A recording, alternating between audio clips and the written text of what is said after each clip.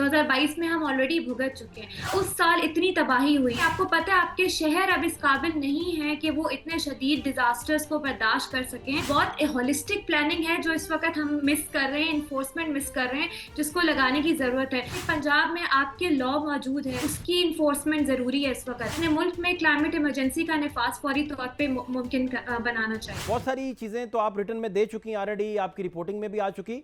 क्या तदारुक किया जाना चाहिए, क्या समत होनी चाहिए?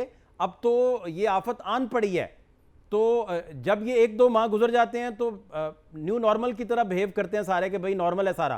पाकिस्तान में सैलाब को सारे लोग कहते हैं कि न्यू नॉर्मल ही है शायद, लेकिन ये जहां अब ग्लेशियर ब्रस्टिंग की तरफ बात चले गई है, क्लाउड ब्रस्टिंग की तरफ बात चले गई है, और हीट वेव बढ़ जाती है बड़ी शिद्दत के साथ, तो समझना आपसे ये चाह रहे हैं कि कहां से गवर्नमेंट को शुरुआत करनी चाहिए और कौन से ऐसे स्टेप्स हैं जिन्हें अर्जेंटली लेने की जरूरत है? देखिए, बहुत शुक्रिया। अगर आपको याद हो 2022 में जब साल शुरू हुआ था तो एक डिजास्टर जो हमने देखा था, इतनी शदीद सर्दी पड़ी थी कि मरी में टूरिस्ट फंस गए थे। बर्फ इतनी ज्यादा पड़ गई थी अचानक। उसके तकरीबन हफ्ते डेढ़ का गैप पड़ा था और एकदम हीट वेव आ गई थी पिंडी इस्लामाबाद में। इन इलाकों में मौसम बहार हमने देखा ही नहीं 2022 में।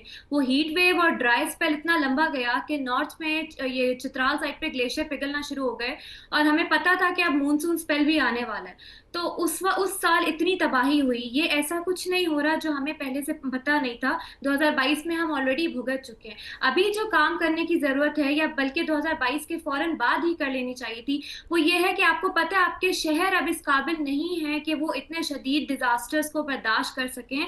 तो उसके लिए आपकी पॉलिसी और प्लानिंग किस तरह से होनी चाहिए कि आप नाले नदी नालों का रास्ता नहीं रोकें, रियल एस्टेट और कंस्ट्रक्शन इंडस्ट्री को ऑन बोर्ड लें, और ऐसी हाउसिंग सोसाइटीज जो जंगलात को काट कर बनाई जा रही हैं उन पे जो है वो इस किस्म की सर्टिफिकेशन उनको इशू हो जाती है, उन पे चेक एंड बैलेंस रखा जाए कि क्या वो कहीं ऐसे दरिया या नाले के साथ तो नहीं कंस्ट्रक्शन कर रहे जिसका रास्ता अगर रुक गया और कोई सैलाबी सूरत हाल हो गई तो लोग भी तबाह होंगे, इंफ्रास्ट्रक्चर भी डैमेज होगा और अच्छा खासा नुकसान हो जाएगा। तो मेरे ख्याल से सबसे पहली चीज तो जो करने की जरूरत है वो ये है कि हमें अपने अर्बन इंफ्रास्ट्रक्चर पे काम करें, इस पे हम देखें कि किस तरह से चेक एंड बैलेंस करना है। दूसरी चीज, अभी अगर आप पंजाब की बात करें जो सैलाबी सूरत हाल बनी हुई है, अभी सिंध में कल से मौसम की सूरत हाल पे आपको पाकिस्तान में डिपार्टमेंट बता चुका है कि सैलाबी सूरत हाल 21 जुलाई के बाद से शुरू हो रही है।